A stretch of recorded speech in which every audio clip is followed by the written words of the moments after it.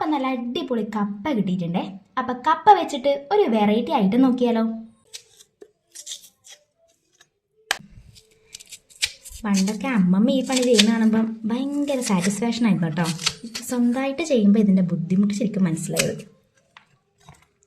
അപ്പോൾ ഒന്നിൻ്റെത് നമ്മൾ കളഞ്ഞെടുത്തിട്ടുണ്ട് തൊലി. ഇനി ഇതുപോലെ കംപ്ലീറ്റ് ആയിട്ട് നമുക്ക് ക്ലീൻ ചെയ്തെടുക്കാം. ഇപ്പോൾ കൊള്ളിക്കിഴങ്ങ് നമ്മൾ മുറിച്ച് പീസസ് ആക്കി കുക്കറിലേക്ക് ഇട്ടിട്ടുണ്ട്. ഇനി ഇതിലേക്ക് മഞ്ഞൾപ്പൊടി, ഇനി ഉപ്പ് കൂടെ ചേർത്ത് കൊടുക്കാം. കല്ലുപ്പാണ് ഇവിടെ ചേർക്കുന്നത്. ഇനി വെള്ളം ചേർത്ത് കൊടുക്കണം. വെള്ളം നമുക്ക് ഊറ്റി കളയേണ്ടതായതുകൊണ്ട് തന്നെ കുറച്ചധികം ചേർത്ത് കൊടുക്കാം കേട്ടോ.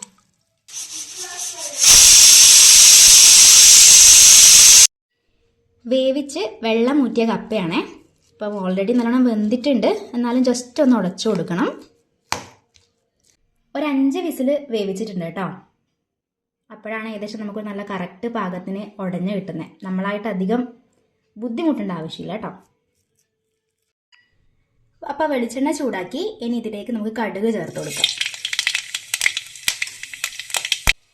അടുത്തത് കറിവേപ്പിലയാണ്.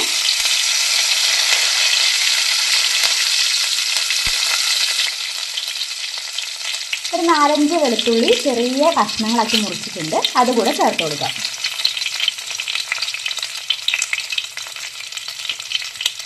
പിന്നെ 2 പച്ചമുളക് ജസ്റ്റ് ഒന്ന് വഴറ്റിയെടുക്കാം.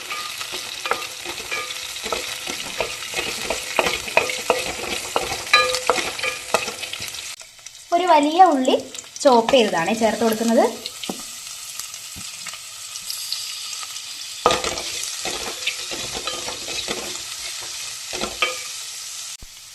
കപ്പയിൽ ഓൾറെഡി നമ്മൾ ഉപ്പിട്ടിട്ടാണ് വേവിച്ചിട്ടുള്ളത്, എന്നാലും ഉള്ളിക്ക് വേവാൻ വേണ്ടിയിട്ട് നമ്മൾ കുറച്ച് ഉപ്പ് ചേർത്ത് കൊടുക്കുക. ഇനി ഒന്നത് വഴണ്ട് വരുന്നത് വരെ മിക്സ് ചെയ്തെടുക്കുക കേട്ടോ.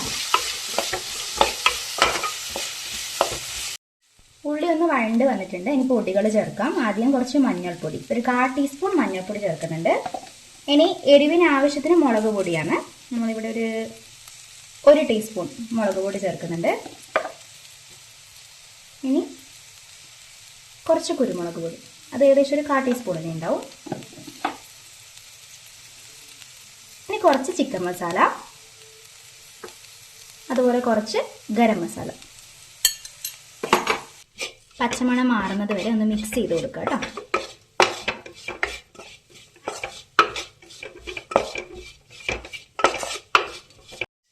ഒരു ചെറിയ തക്കാളി മുറിച്ചത് ചേർത്ത് കൊടുക്കുന്നുണ്ട്. തക്കാളി ഒന്ന് ഉടഞ്ഞ് വന്നിട്ടാണ് നമുക്ക് കപ്പ ചേർത്ത് കൊടുക്കുക. തക്കാളി ഏകദേശം ഒരു പകുതി വേവായിട്ടുണ്ട്. അതിലേക്ക് നമുക്ക് തിളപ്പിച്ചാറിയ കുറച്ച് വെള്ളം ചേർത്ത് കൊടുക്കാം. മസാല നമുക്ക് അത്യാവശ്യം ഒരു ഗ്രേവി ആയിട്ട് വേണം, ഡ്രൈ ആയി പോകരുത്. അതുകൊണ്ടാണ് നമ്മൾ വെള്ളം ആഡ് ചെയ്തത്. ഇനി ഇതിലേക്ക് നമ്മൾ വേവിച്ച് വെച്ചിട്ടുള്ള കിഴങ്ങ് ചേർത്ത് കൊടുക്കാം. ഇനി മസാലയായിട്ട് കപ്പ നന്നായിട്ടൊന്ന് ഉടച്ചെടുക്കണം. അത്യാവശ്യം നല്ലോണം വെന്തത് കൊണ്ട് നമ്മൾ അധികം ബലം കൊടുക്കേണ്ട ആവശ്യമില്ല കേട്ടോ. മസാല നന്നായി കോട്ടായി കഴിഞ്ഞാൽ നമ്മുടെ റെസിപ്പി ഇവിടെ റെഡിയാണേ. എരിവും ഉപ്പൊക്കെ ശ്രദ്ധിക്കണം. ഈ ഒരു ടൈമിൽ നമുക്ക് വേണമെങ്കിൽ എക്സ്ട്രാ ആഡ് ചെയ്യാം. മസാലയിൽ വെള്ളം കുറവാണെങ്കിൽ മിക്സ് ചെയ്യുന്ന സമയത്ത് ഡ്രൈ ആയി വരും. അങ്ങനെയാണെങ്കിൽ നിങ്ങൾക്ക് കുറച്ച് വെള്ളം കൈകൊണ്ട് കുടഞ്ഞു കൊടുക്കാം കേട്ടോ. അപ്പോൾ നമ്മുടെ കപ്പ ഡിഷ് ഇവിടെ റെഡിയാണേ. അപ്പോൾ ചിക്കനോ മീനോ ഒന്നും ഇല്ലാതെ തന്നെ നമുക്കിത് കഴിക്കാൻ പറ്റും. അത്രയ്ക്ക് ടേസ്റ്റുള്ള റൈറ്റാണേ.